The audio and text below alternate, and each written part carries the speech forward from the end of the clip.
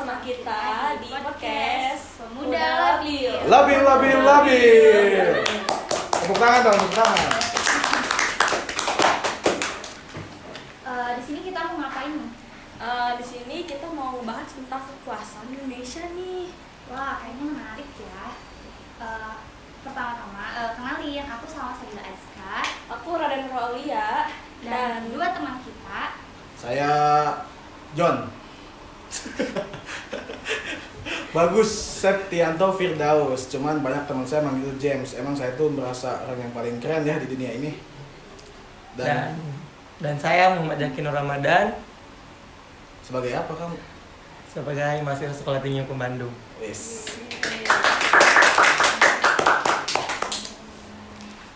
Sebelum bahas lebih lanjut, mungkin beberapa dari kalian belum tahu ya apa itu kekuasaan. Nah, menurut kalian kekuasaan itu apa sih? Kekuasaan tuh ya orang yang berkuasa ya, karena kan kuasa, dia punya kekuasaan gitu. Ya itu sih kalau menurut saya, kita harus melihat dulu dari kata dasarnya itu adalah kuasa. Kuasa ini adalah kemampuan kan, atau kekuatan. Maka berbicara soal kekuasaan ini menurut Miriam Budiarjo merupakan kemampuan mempengaruhi individu, kelompok, atau bahkan bisa menginfluence gitu. Nah, ketika akhirnya menginfluence, apa yang diinfluence ini yaitu adalah keinginan. Ya, itu adalah kekuasaan. Iya.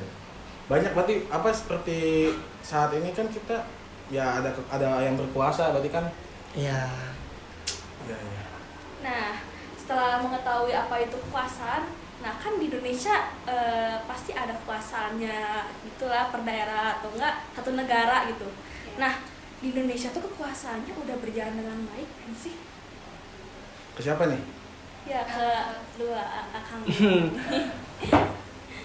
Sebenarnya kalau melihat kekuasaan di Indonesia, berarti kita juga harus melihat bahwa kekuasaan ini kan sebenarnya ini dibagi-bagi ya secara negara. Nah, apakah tadi pertanyaannya kekuasaan ini udah berjalan baik atau belum atau tidak? Maka ya salah satu penilaian kekuasaan ini bisa kita lihat dari segi kebijakan itu. Apakah hari ini kebijakan yang dikeluarkan oleh negara ini udah baik atau belum untuk masyarakat? Makanya ketika berbicara soal kekuasaan, kita juga tidak bisa melupakan nilai trias politika, di mana 3 kekuasaan negara ini dibagi menjadi 3, yakni yudikatif, eksekutif, dan legislatif. Nah, begitu. Nah, perihal kekuasaan yudikatif ini kan perihal kekuasaan yang mengawasi undang-undang. Kalau eksekutif dia adalah menjalankan undang-undang. Nah, kalau legislatif dia membuat undang-undang. Makanya Indonesia ini udah sangat luar biasa kalau dalam bentuk kekuasaan. Dalam bentuknya udah oke lah ya. Udah luar biasa. Gitu. Tapi kalau misalkan ngelihat yang setelah perjalanannya tuh kayak gimana?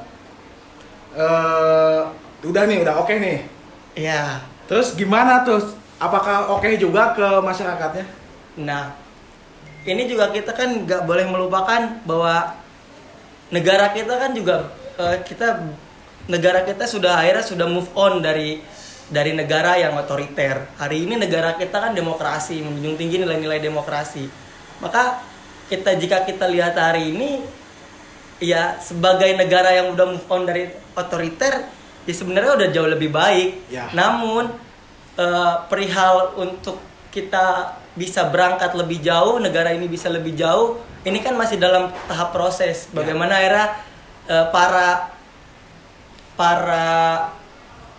tokoh hari ini atau bahkan penguasa hari ini masih ada beberapa yang dia belum move on gitu sama otoriter gitu, sama orde baru gitu ya. Contohnya bisa kita lihat dalam beberapa kebelakangan ini kan terkait kebijakan, banyak sekali negara ini membuat kebijakan dia secara partisipasi publiknya tidak dilibatkan secara penuh. Ya contohnya kemarin ada undang-undang Cipta Kerja. Nah itu juga kan salah satu bentuk kebijakan yang menurut penilaian saya itu belum baik gitu. Karena secara partisipasi dia belum melibatkan publik gitu. Ya kalau pandangan saya karena melihat negara ini kan dari apa yang sudah terjadi gitu ya. Ketika melihat perbandingan dengan pada saat itu yang dibilang dengan Bang Jaki ini, asik Bang Jaki. Dengan si Jaki ini ya, bahwa dulu tuh kita bisa lihat lah perbandingannya. Dulu tuh lebih apa ya, orang tuh kadang banyak batasannya gitu. Iya. Kalau sekarang kan kita bisa lebih bebas gitu anggapannya ya. Jadi ya kekuasaan apa sih tadi pertanyaannya? Kekuasaan Indonesia udah baik belum? Ya kalau dari apa ya namanya, kayak apa yang dibilang tadi, kayak sistemnya itu udah oke.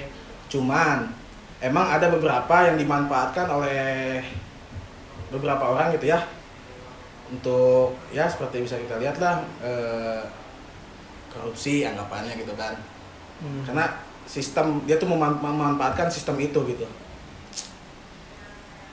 Ya sekarang sih mungkin lebih baik ya, apalagi di pemerintahan sekarang tuh aku lihat sih kayaknya sistemnya udah oke sih, udah mulai oke gitu. Cuman emang harus mengalami masa transisi ini dulu aja gitu.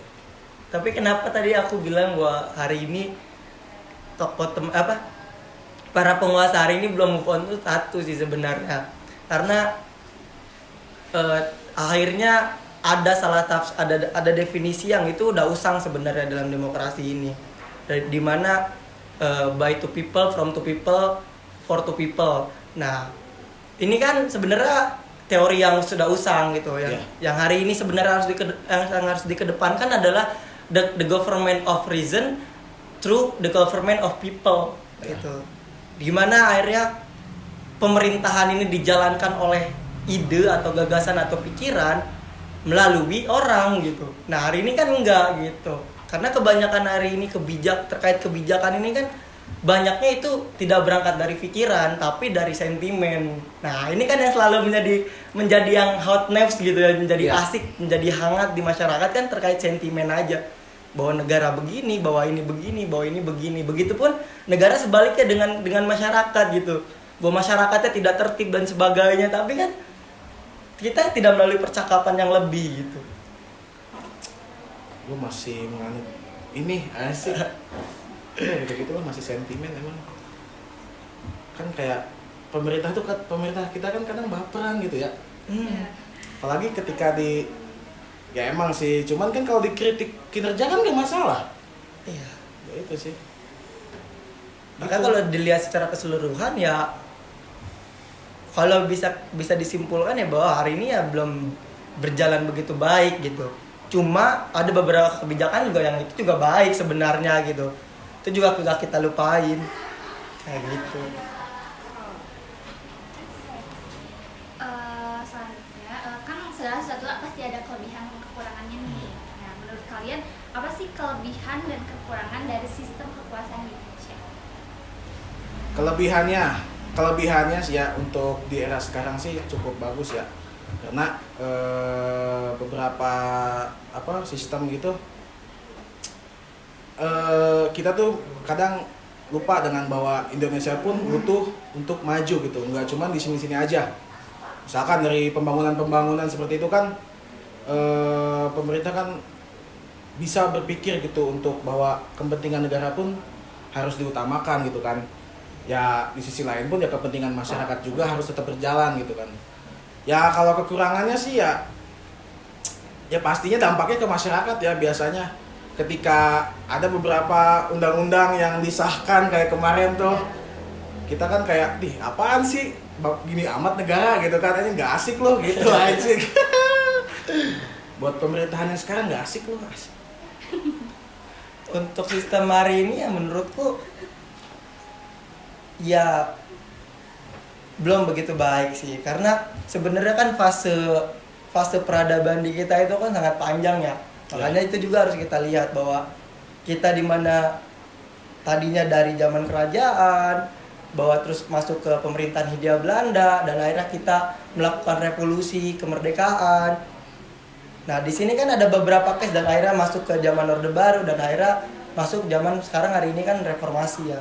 Ya. Nah ini kan banyak sekali case yang hilang dari generasi hari ini gitu untuk melihat kembali bahwa kita juga punya sejarah yang luar biasa gitu.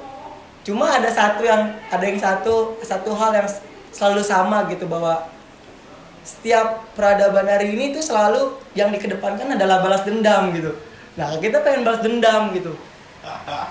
Dan akhirnya ketika itu yang muncul di generasi hari ini untuk balas dendam, nah itu yang jadi dampak luar biasa. Yang pertama bahwa kita kan juga ternyata belum siap terkait digitalisasi. Kita juga belum siap terkait krisis iklim hari ini. Nah, ini kan ini juga harus didorong dengan kebijakan kan gitu. Makanya oh ampun. Makanya Ada lato-lato, Bang. Di mana-mana emang lato-lato anjing. Ya Allah, masih aja. Lanjut. makanya ketika hari ini sebuah sistem ini tidak siap, ya kita bakal terus tertinggal dengan negara-negara yang lain atau dengan sistem-sistem yang lain. Karena hari ini Indonesia itu ya yang pertama belum move on ya. Yang kedua kita putus sama sejarah. Yang ketiga kita nggak mau membicarain masa depan, katanya itu tahayul gitu atau apa, itu nggak mungkin katanya. Nah itu kan biasanya ada yang kayak gitu, nah masyarakat kita masih kayak gitu. Cuma lain soal kalau akhirnya pemerintah kita yang berbicara soal itu kan itu kan lain soal, bahaya itu. Kalau pemerintah kita ngomong wah itu nggak mungkin gitu. Ya kemarin kan zaman Covid ya udahlah. Ya. Kemenkes bilang ya udahlah bersyukur dan sebagainya. Nah itu kan nggak boleh. Masa pemerintah kita ngomong kayak gitu? Masa sistem kita berbicara soal itu? Berarti kan ada ketidaksiapan dari saat Apalagi ini. yang kemarin ya walaupun bukan dari pemerintahan, dia bilang bahwa ngapain sih ini ibu-ibu sukanya ngegoreng aja rebus dong gitu kan, kayak Oh iya. kita bukan bermasalahin itunya, cuman ini minyak goreng kenapa gak ada gitu kan. Nah itu kalau ketika akhirnya memang the government ini berangkat dari sentimen. Kalau berangkat dari sentimen ya hasilnya begitu gitu. Kalau hasilnya by reason, berpikir wah nggak akan begini gitu, negara ini nggak akan begini gitu. Karena kan mereka itu kan kita bayar pakai uang pajak. Berarti kalau mereka nggak mengembalikan kita untuk mencari solusi, itu yang logika berpikirnya salah dong. Salah anjing. Lah kita kan sivil gitu, kita kan Malah masyarakat. bilang gini kan, bisanya cuma kritik doang, cari dong solusinya lah. Kita bayar buat cari solusinya. Nah, gitu. Ngapain Anda 500 orang duduk di sana? Gak tahu cari apa? Wah, itulah pokoknya solusinya anjing. Nah, setelah membahas kekurangan dan kelebihan dari kekuasaan Indonesia ini kan pasti ada isu-isu yang lagi panas nih akhir-akhir ini tuh, kayak Perpu Cipta Kerja yang tadi sempat disebutin yang katanya tuh kinerjanya itu masih kurang, terus ada RKUHP dan perjuangan kekerasan seksual. Nah, yang Perpu Cipta Kerja ini katanya menguntungkan para pengusaha aja. Nah, itu maksudnya gimana sih? Aduh, gimana ya? Jadi Perpu apa RUU sih? Perpu Cipta Kerja itu menguntungkan para pengusaha. Iya. Jadi pengusaha ini tuh yang mengendalikan kekuasaan kita gitu. Ya bisa seperti itu ya. Cuman kan, aing sieun Sok Mong, tanggapannya gimana Mong? ya menurutku kalau kita analisa kan sebenarnya ini kan juga berangkat dari Undang-Undang Cipta Kerja kan. Ya. Dimana akhirnya secara logika berpikirnya Cipta Kerja ini secara perumusan Undang-Undang Cipta Kerja ini dia menggunakan logika di tahun 60-an, 80-an, 90-an atau Orde Baru. Karena apa? Harusnya para lagi. Seharusnya bisa melihat bahwa peradaban hari ini udah geser, di mana tenaga manusia udah digantikan dengan tenaga robot gitu. Nah, kenapa akhirnya Orde Baru berhasil menciptakan lapangan kerja yang luar biasa yang dahsyat di saat itu? Ya karena masih dibutuhkannya tenaga manusia. Di mana pelabuhan bisa digunakan dengan tenaga manusia setelah 24 jam. Ya. Itu kan membutuhkan tenaga manusia yang lebih banyak gitu. Tapi kan hari ini udah robot, pakai kontainer dan sebagainya. Jadi kebiasaannya pun jadi ngikut gitu kan. Nah, iya. Dan itu ditarik kembali ketika pembuatan cipta kerja, itu dipakai logika itu. Nah ini yang jadi khawatir, karena ketidaksiapan bangsa kita kan, negara kita terhadap digitalisasi, terhadap teknologi. Belum lagi cipta kerja ini kan juga disahkannya secara diam-diam. Ketika kita lagi tidur semua, buruh lagi pada tidur atau buruh lagi pada produksi. Nah itu secara diam-diam. Kan negara kita selalu kayak gitu. Kayak kemarin juga, tadi juga udah disinggung kan terkait RKUHP. RKUHP juga kan disahkan itu kita lagi tidur. Ya. Kita kan di ghosting, tadinya mau niat di tanggal 10 atau 11 Desember, tanggal 6 udah diketok. Nah gini Jak, sebenarnya ya dari pengesahan seperti itu tuh, apakah kita harus melibatkan yang bersangkutan atau kita sebagai pemerintah dia? Gue nggak tahu nih. Anggapannya nih pemerintah ketika ingin mengesahkan sesuatu itu harus ada keterlibatan, apa bisa seenaknya lah anggapannya? Ya nggak bisa bro, karena yang harus kita pahami yang pertama adalah kita kan berdaulat negara hukum ya, berdaulat sebagai negara hukum. Jadi ada satu adigium hukum bahwa adigium menyebutkan bahwa lu anak hukum ya? Ya. Lupa anak hukum coba. Hukum tanpa kekuasaan adalah Hukum tanpa kekuasaan adalah angan-angan. Kekuasaan tanpa hukum adalah kelaliman. Nah, ketika akhirnya itu muncul, ini kan pemerintah kita kan nggak bisa bergerak secara bebas. Itu yang paling tertinggi itu adalah hukum. Jadi apapun tingkah lakunya itu diatur oleh hukum dan dia nggak boleh melanggar hukum atas wewenang-wewenang. Makanya kekuasaannya dia dibatasi oleh hukum.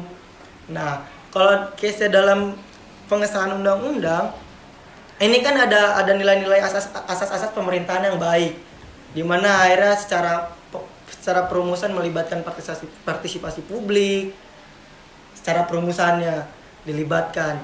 Belum lagi nanti ketika sudah dirumuskan untuk pengesahan ini kan mereka harus mensosialisasikan kembali bahwa ini ada rancangan undang-undang begini. Gitu. Nah faktanya pengesahan yang itu tuh enggak dijalankan seperti itu gitu. Iya. Dalam beberapa praktiknya ya gitu. Bahkan ada ketika memang partisipasi publik ini dilibatkan, ada beberapa ide dan gagasannya akhirnya tidak dipakai juga gitu, karena mungkin tidak relate atau apalah gitu. Nah itu makanya nggak bisa negara tiba-tiba ngesahin dem gitu, nggak bisa, ada caranya. Nah kalau di Perpu ini kan sebenarnya boleh, Perpu ini kan secara undang-undang dasar diperbolehkan ya, secara undang-undang dasar. Terus juga ada putusan, yang penting sifatnya itu mendesak gitu. Putusan MK di tahun 2009 juga akhirnya diperkuat kan. Tapi kan Perpu ini kalau kita lihat Perpu Cipta Kerja, apa yang mendesak hari ini, keadaannya apa gitu ya. Keadaannya apa yang mendesak hari ini secara analisa, secara realiti sosialnya, apa yang mendesak untuk mengeluarkan Perpu? Yang mendesak saya sebenarnya pendidikan ya, kalau gue lihat. Ya gitu. Karena mau bagaimanapun kan, aku sih ngelihatnya bahwa perjalanan Omnibus Law ke Perpu ini, perjalanan Cipta Kerja ke Perpu ini kan, dia akhirnya ingin menarik investor sebanyak-banyaknya gitu. Ya.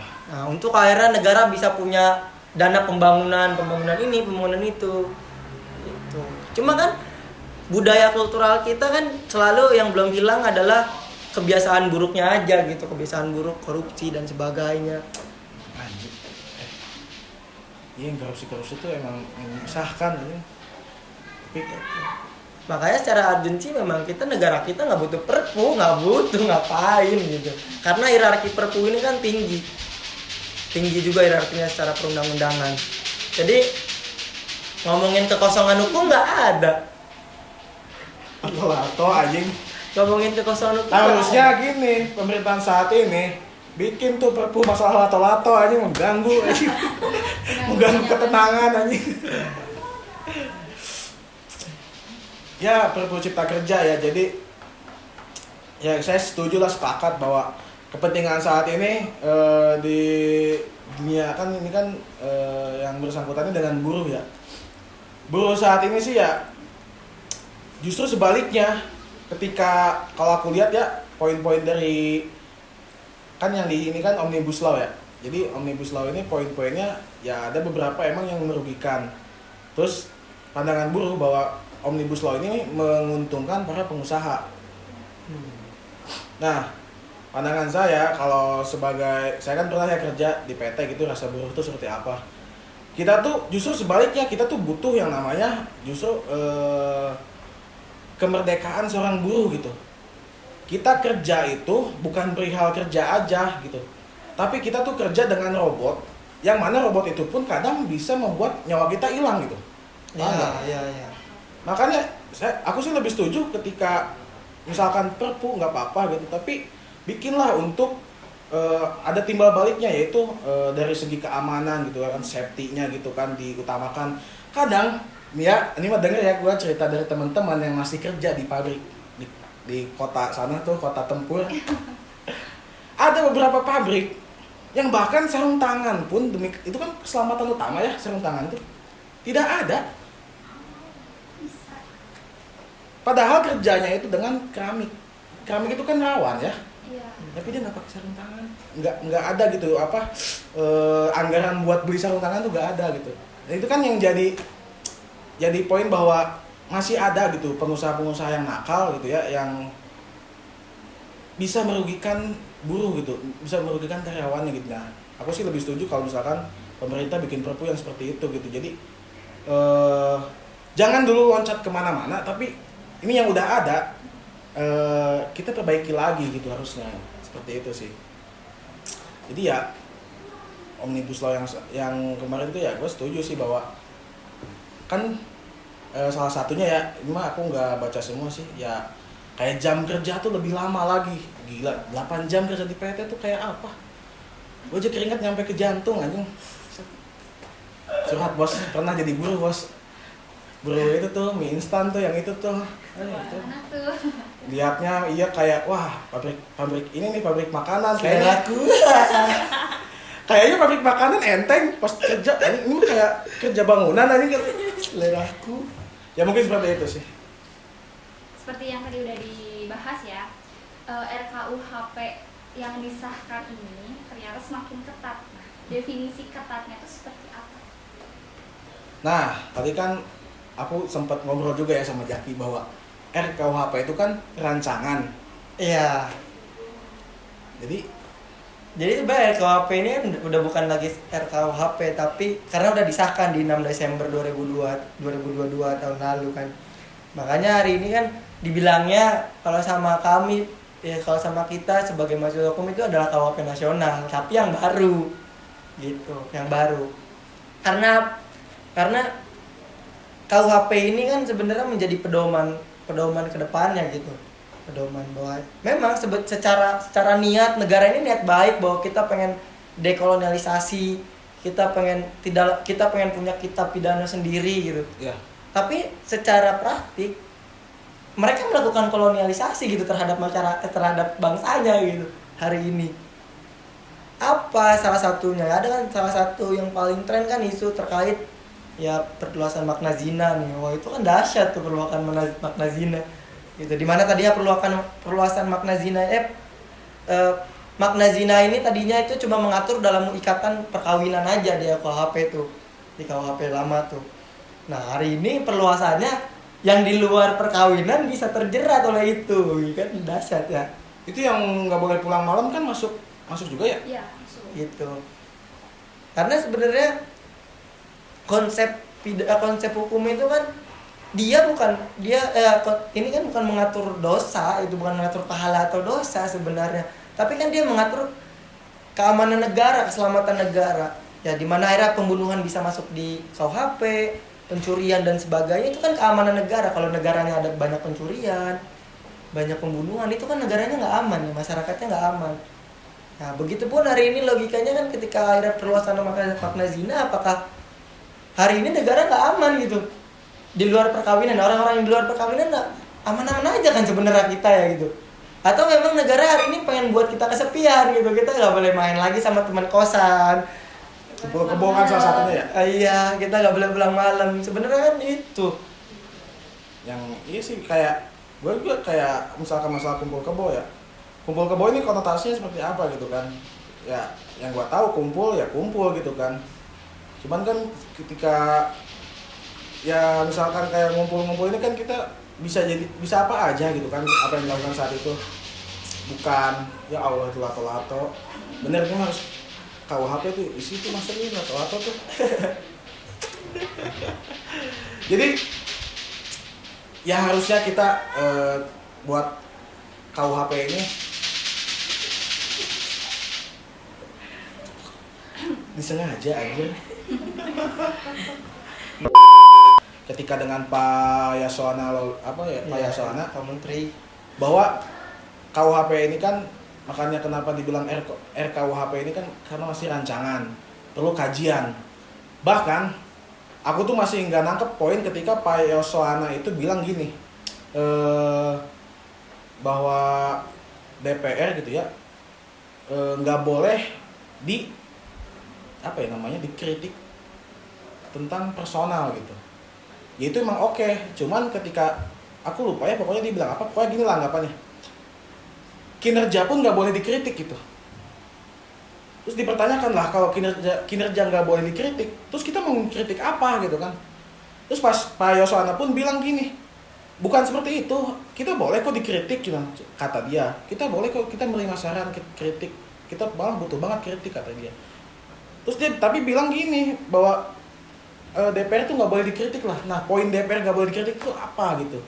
Bahkan Pak Yoswana sendiri pun bilang masih belum paham gitu. Makanya lucu kan, kayak lu kenapa mau ngesahin ini kalau misalkan belum dikaji benar-benar gitu kan. Jadi apakah karena udah nggak ada kerjaan gitu sampai harus bikin yang nggak jelas gitu kan. Maksudnya kayak ayolah, apa sih, lihat dulu gitu realita sekarang tuh apa. Kita tuh butuh hukum KUHP apa aja gitu loh. Misalkan ya bolehlah kayak tadi tuh lato-lato tuh masukin KUHP gitu kan, mengganggu aja. tapi tadi ngegarisbawahi pengawasan yang ketat lah ya. Iya. Pengawasan yang ketat ini kan sebenarnya kalau dilihat itu kan secara narasi adalah pengawasan antar kelembagaan kan. Nah, tapi kalau hari ini berbicara soal pengawasan dari sipil, hari ini sipil kurang mengawasi apa gitu. Banyak sekali kan gerakan masyarakat sipil yang akhirnya mengawasi kinerja pemerintahan atau terkait kebijakan. Ini kan banyak sebenarnya. Tapi kan hari ini kalau memang adalah komunikasinya antar kelembagaan atau antar kelembagaan, entah dari yudikatif ke eksekutif atau dari legislatif ke eksekutif. Nah, tapi kan dalam perumusan kebijakan hari ini kan harus disetujui oleh presiden. Ya. Nah, berarti kan presiden udah menganalisa sebenarnya semua tuh kebijakan yang hari ini udah disain ya, gitu. Karena kan nggak bisa kalau undang-undang yang diusulkan oleh legislatif ini tiba-tiba sama presiden ditolak, yang nggak akan bisa sah sampai kapanpun. Begitupun sebaliknya, ketika presiden ingin membuat perpu tapi legislatif menolak, punya hak legislatif juga untuk menolak gitu. Tapi kan di Indonesia nggak pernah begitu ya kalau aku lihat ya. Ini iya, itu iya. Bahkan gitu. case-nya di kejadian Undang-Undang Cipta Kerja, yudikatif kan udah bilang gitu. Yudikatif udah bilang bahwa ini ada cacat administrasi gitu. Udah cacat, cuma kan tetap aja diketok juga. Aduh. Nah, inilah akhirnya pengawasan ketat yang seperti apa. Gitu kan akhirnya. Kan kita bingung harus percaya ke siapa hari ini. Iya. Ke lembaga yang mana kita percaya. Tapi ya kita harus tetap percaya kepada mereka kan. Dengan ya pola kita yang akhirnya kita tetap mengingatkan mereka, kita tetap mengkritisi. Tapi kalau minta solusi ketawain aja gitu. Lu udah dibayar anjing. Malah gue nggak tahu sih kalau misalkan ternyata faktanya seperti itu ya, bahwa legislatif sama eksekutif saat ini tuh tidak mengalami perdebatan kan? Nggak ada, mereka nggak ada perdebatan. Sekalipun yang muncul ke publik adalah sentimen bahwa DPR ngegoreng eksekutif atau eksekutif ngegoreng DPR, kan kayak gitu, sentimen semua yang muncul. Iya lagi aja. Harusnya kan meja parlemen itu jadikan dia mengadu ide dan gagasan, percakapannya di sana. Iya. Ya kayak masalah terkait pelecehan seksual itu kan perjuangannya juga panjang. Kayak gitu. Undang-undang TPKS kan itu panjang perjuangannya, bagaimana teman-teman perempuan akhirnya menyuarakan suaranya bahwa hari ini perempuan di Indonesia tidak aman gitu.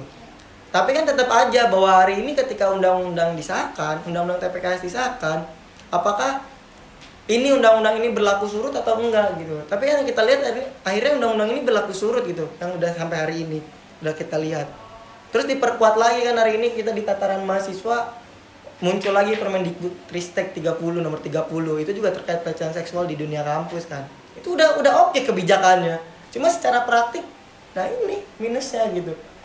Itu praktiknya ini hari ini kan belum kelihatan bahwa kemarin kan ada tuh putusan dosen Unsri terkait pelecehan seksual Ya, bebas. Iya. Nah, itu kan bisa kita lihat bahwa tetap aja relasi kuasa ini tetap ada gitu, bahwa ketika akhirnya dilakukan oleh dosen atau oleh orang-orang yang memiliki relasi yang lebih tinggi, tetap aja akhirnya merugikan masyarakat. Gitu. Ngomong pelecehan seksual, ada ya isu-isu pelecehan seksual kayaknya kemarin-kemarin tuh? Ada sih akhir-akhir ini. Nah, jadi yang aku baca di berita nih, katanya isu kekerasan seksual perempuan ini makin marak, tapi pemerintah tuh kurang tanggap tentang permasalahan itu.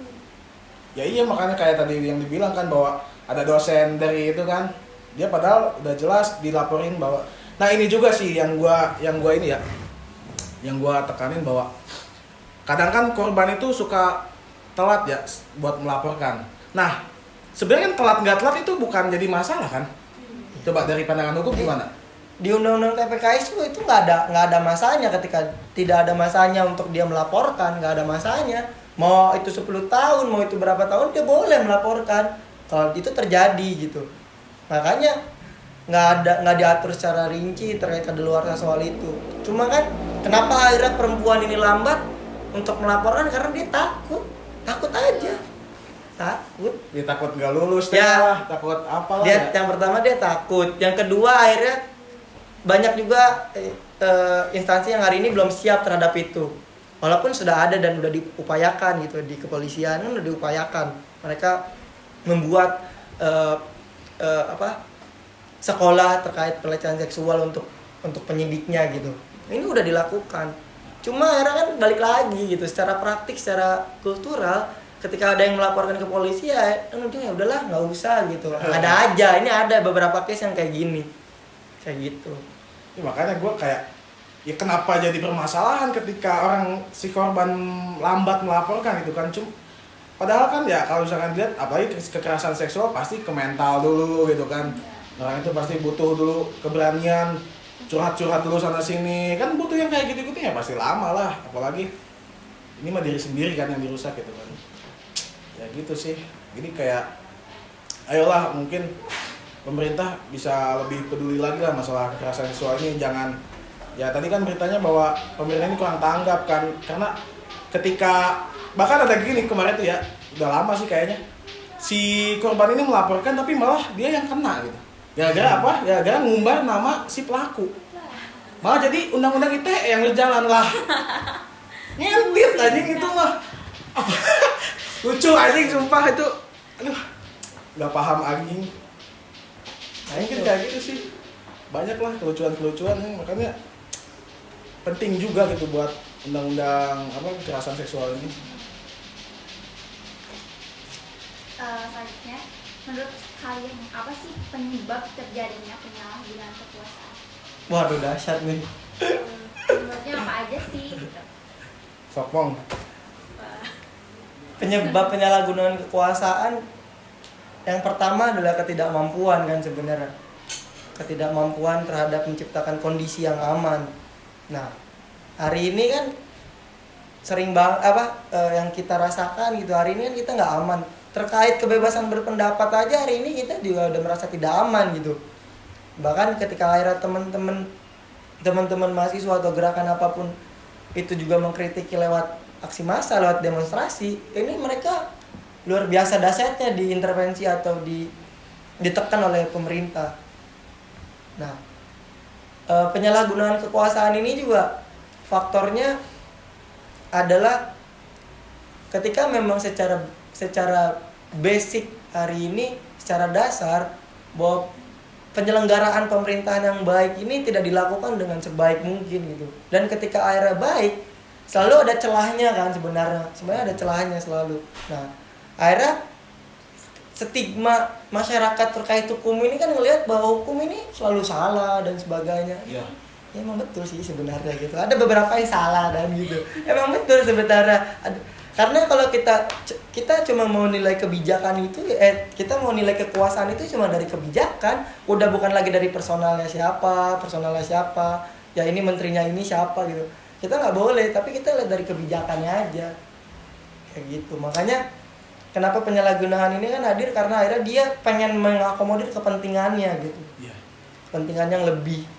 Yang itu harusnya kan dia yang harus diakomodir kan sebenarnya kepentingan masyarakat, kemaslahatan umat, gitu. Karena inilah kepentingan ini yang akhirnya menciptakan penyalahgunaan wewenang gitu.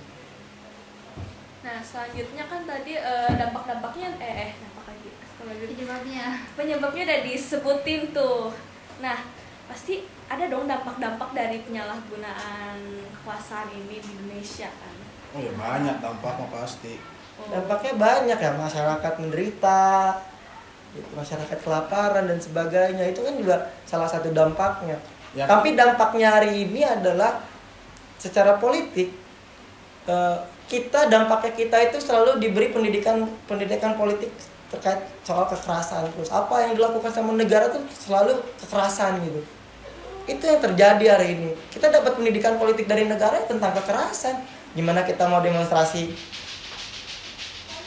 banyak korban, ada yang meninggal dan sebagainya, dimana kita akhirnya membuatkan ruang aman di Brangus, dimana akhirnya banyak penggusuran, dimana akhirnya banyak bencana alam. Bencana alam ini kan juga bukan karena alamnya, takdir aja, takdir Tuhan gitu, bukan, tapi kan karena ada penyebabnya Manusia adalah kelalaian sendiri. manusia gitu. Kayak banjir kan buang sampah, atau kayak longsor pembangunan yang jorok, atau kayak banjir kan kayak gitu kan banyak, itu kan dampaknya dari manusia. Iya. Gitu. Makanya dampaknya banyak sekali dan itu nggak cukup untuk disebutkan dalam beberapa menit gitu. Sampai subuh lah. Emang kalau ya harusnya sih ya dari yang hal-hal kecil aja lah, masalah buang sampah ini, aduh kayak lama banget buat bisa, ayolah gitu, buang sampah tuh jadi apa ya, pedoman hidup lu lah anggapannya gitu, basic lu gitu, bahwa cuman perihal buang sampah gitu. Emang orang tuh banyak menganggap bahwa buang sampah kan cuman sampah satu aja satu kota berapa jadinya gitu kan. Itu. Jadi ya pemerintah pun ya sulit kalau misalkan disalahkan, ini pemerintah nih ngatasin banjir nggak bener. Ya lu buang sampah di mana aja kan gitu kan. Ya gitu sih paling. Nah, aku mau nanya nih, apakah kekuasaan berpengaruh terhadap kebijakan publik di Indonesia? Sangat. Pasti kebijakan. Karena apa? Kebijakan ini kan adalah sebuah produk hukum ya. Ya. Nah, produk hukum ini juga itu tercipta karena dari hal politik gitu, dari produk politik. Hukum ini produk politik gitu kalau di Indonesia ya. Gitu. Karena akhirnya kita kan menganut sistem hukum Eropa kontinental, di mana akhirnya hukum tertulis menjadi pedoman gitu. Nah, maka ketika ada hukum yang tidak tertulis itu tidak bisa diakui. Ya kalau misalnya dalam ranah pidana gitu. Itu nggak boleh, makanya sangat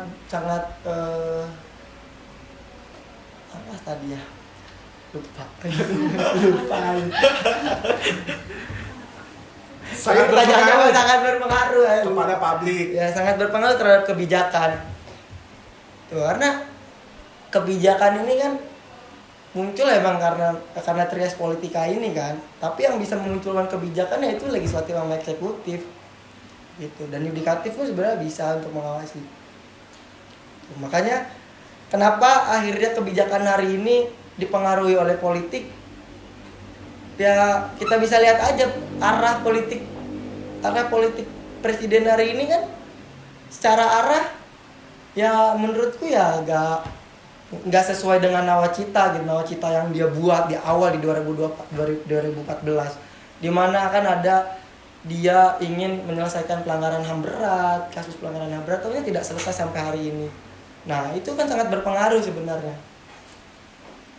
Makanya pengaruh kebijakan ini ya tetap ya dari politik, itu produk politik. Gitu. Tapi ada lebih dalam lagi ketika kita ngelihat bahwa hukum ini kan bisa tercipta karena ada satu interaksi. Ya. Nah, ada satu interaksi di mana interaksi masyarakat menginginkannya begini, menginginkannya begitu ya, akhirnya kita butuh sebuah peraturan ya, kita butuh hukum. Ya kan terjadinya hukum kan yaitu kan kekuasaan ada rakyat gitu kan. Nah, untuk mengatur rakyat ini kan ada hukum. Makanya kan ada kata bahwa dari rakyat, oleh rakyat untuk rakyat kan. Jadi kalau misalkan kebijakan publik ini berpengaruh, tentu karena ya balik lagi, kadang pemerintah pun kadang lahirnya tuh dari ya itu sentimen-sentimen itu kan, bahwa ini malah jadi ajang balas dendam gitu kan. Harusnya kan ketika si orang ini udah menjadi eksekutif atau menjadi legislatif, ya fokus pada kinerja eksekutif legislatif itu, bukan memikirkan bahwa gimana ya caranya gua biar apa namanya, ya ini stuck deh makanya gua nggak ngerti sih dengan sistem praksi ini tuh seperti apa gitu ya. Jadi yang ditonton oleh publik ini legislatif nih ajang perlombaan para partai gitu jadinya, bukan buat saling adu gagasan dan ide gitu kan. Itu sih yang menjadi poin buat gue ya, bahwa ayolah gitu legislatif tunjukin gitu, biar publik pun melihat bahwa oh seperti ini ternyata bentuk politik kita. Makanya kan lu tahu nggak aja lembaga yang paling rendah kepercayaannya kedua sih partai politik. Terus selanjutnya apa? Ya itu abang-abang yang duduk di sana. Ya gitulah, jadi justru ya publik jadi inilah anggapannya bahwa marah lah anggapannya gitu ya, ketika kita udah bayar pajak, bayar ini tapi tidak digunakan dengan seharusnya gitu. Ya itulah. Nah, sepertinya kita udah di penghujung acara ya, karena ya meskipun pembahasan kita kali ini tuh seru, tapi nggak bisa kita bahas sama nih, kayaknya bisa sampai subuh atau enggak 2 hari juga gak akan selesai gitu. Nah, menurut akang-akang nih ada nggak sih pesan dan kesan gitu di topik kita kali ini? Ya, pesannya dari aku yang pertama adalah kita harus tetap merawat sejarah yang hari ini kita belum dapat gitu, akhirnya belum ketemu sama sejarah sebelumnya gitu. Karena ketika bangsa atau ketika generasi kaum muda hari ini lupa dengan sejarah, itu bakal bahaya ke depannya. Karena kaum muda hari ini kan adalah bertanggung jawab atas masa depannya gitu, masa depan bangsa. Nah, yang kedua terkait pesan kekuasaan, bahwa ya kita harus lebih move on gitu, kita harus lebih luwes. Akhirnya kita bisa menciptakan pipa-pipa ide yang itu dengan satu jalur gitu, nggak lagi kita pipa idenya banyak, jalurnya banyak gitu, beda gitu. Nah, kita harus bisa menciptakan pipa satu jalur itu yang akhirnya ide dan gagasan ini dipertarungkan gitu secara bareng-bareng. Nah, akhirnya menciptakan sebuah kebijakan yang lebih sehat, yang baik, dan yang menguntungkan menguntungkan kemaslahatan umat gitu. Yang ketiga, pesanku semoga kita tidak menjadi masyarakat yang kesepian gitu. Karena Kayaknya lu doang yang kesepian deh. karena negara mengupayakan apapun untuk buat masyarakatnya kesepian, ya kita harus coba mendefinisikan kembali kesepian itu sendiri, yang akhirnya kita bisa berangkat bareng-bareng, kita bisa menaruh masa depan secara bersama gitu, menata semua kan gitu. Karena kan kayaknya lah kaum muda sebagai generasi selanjutnya, kalau hari ini kaum mudanya terisolasi di kamar 24 jam, semua dicurahkan kepada satu platform atau beberapa platform doang, kan itu ngeri gitu, Diumbar-umbar gitu, itu kan ngeri. Tapi ada soal yang penting hari ini, teman-teman juga jangan mengikuti pemerintahan hari ini, mereka tidak berpikir gitu ya. Hari ini teman-teman harus bisa berpikir, itu aja. Dan kesannya bahwa siapapun manusia itu boleh berbicara, siapapun manusia itu boleh mengutarakan pikirannya.